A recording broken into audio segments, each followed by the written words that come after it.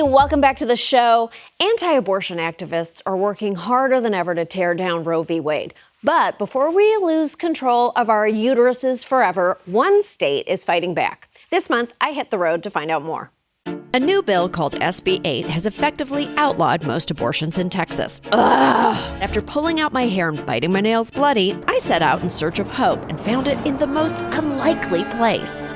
I'm going to Jersey Shore, bitch! That's right, New Jersey, the state that brought us all this. Hello! Are you stupid? Apologize!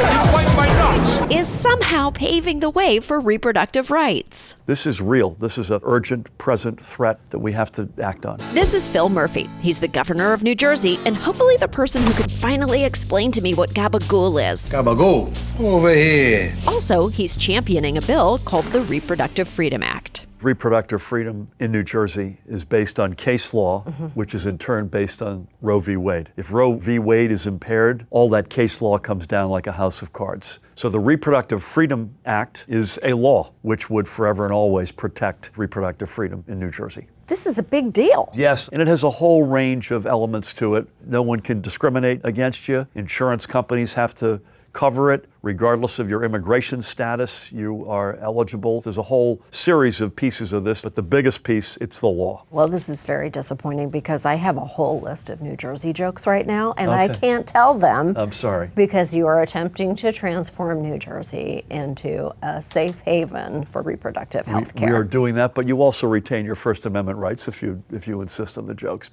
Well, I might do a few jokes. You know what the best part of New Jersey is? The sign 5 yards away that says now entering New York. Jersey, come for the casinos, stay because your car is gone. I do salute you, New Jersey. You're the one state that won't let me pump my gas, but will tell me you pumped my mom. But in all seriousness, this bill ensures that Roe v. Wade is the law in New Jersey, which is pretty great.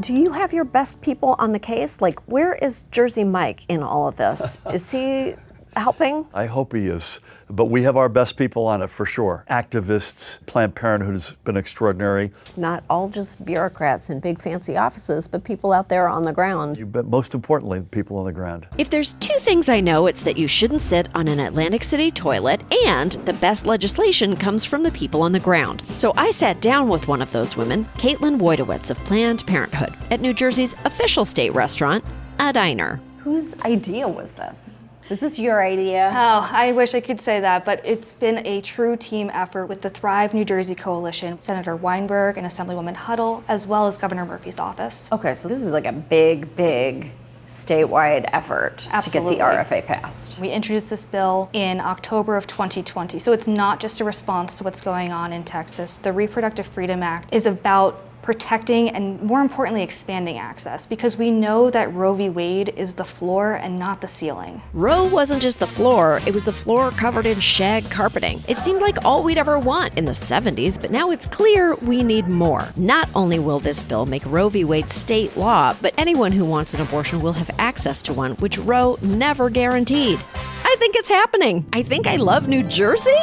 What happens if the Reproductive Freedom Act doesn't get passed? If the Reproductive Freedom Act is not passed, we know that the same people now who are struggling to access reproductive health care and abortion, people with low incomes, people of color, undocumented immigrants, those are all the folks who will be left behind. So that is a long list of people. I think it would be easier if I just wrote down everyone except for the family that owns Walmart. Exactly. They're gonna be fine. Unlike Walmart, this bill is good for society. So what's the holdup? Is it stuck behind Chris Christie trying to get on the GW Bridge? Yes, my jokes are 10 years old. But where's the current governor, AKA our favorite sitcom dad, on all of this? Is there anyone that you need Bruce Springsteen to talk to hasten this along? I don't know about Bruce, but I do think, sadly, because of this Texas decision, that it's becoming more real. I would hope the legislature comes back into session in November, and I fully expect this in place before the end of this year. Don't break my heart, New Jersey. I won't. It's not very often in reproductive health care that it's a good news story. It is a good news story, but look at the rest of the country where it's going the wrong direction. I hope maybe we could be the first state out of the gates that is a model perhaps for others to follow. New Jersey could be a model for other states. You bet. I just never thought I would say those words out loud. So other states, model yourself after Jersey. Make hoagies your state dish. Make sure your state smells like eggs the moment you cross the border, and protect reproductive rights. Because as we've seen in Texas, it's now more urgent than ever to codify Roe into your state's law, Jersey style. Yeah, buddy. We'll be right back. Aw, thanks for watching. If you'd like to hear more from Full Frontal, hit subscribe and visit our page for more videos. Or if you'd like to be radicalized, leave YouTube on autoplay.